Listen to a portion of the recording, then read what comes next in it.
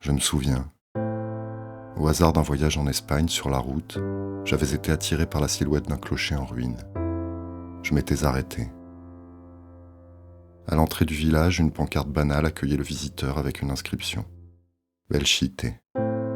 Vieux village. Ruines historiques. Mais rien n'indiquait en quoi elles étaient historiques. Quelques personnes marchaient entre les façades délabrées. D'où venaient-elles ? Était-elle arrivée ici par hasard comme moi ? À quelques centaines de mètres de là, il y avait un autre village construit dans les années 50. Lui aussi portait le nom de Belchite. Au centre de l'agglomération, il y avait une place avec une mairie.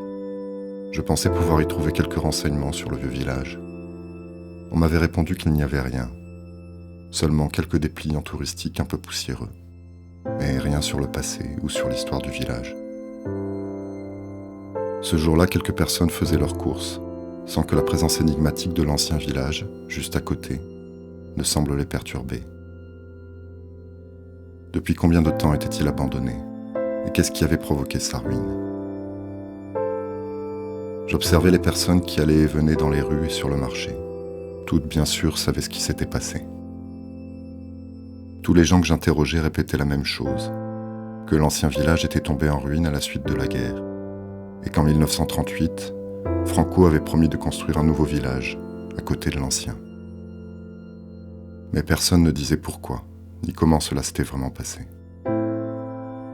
Derrière chaque porte du village, une maison, et dans chaque maison une famille, une mémoire qui se transmettait de génération en génération. Mais rien ne semblait parvenir à franchir le seuil de la porte de la maison. Les rues restaient silencieuses.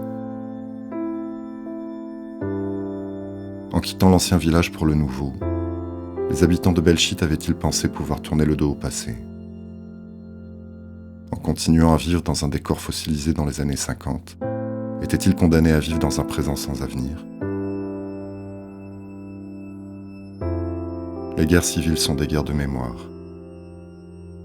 Elles semblent sans fin.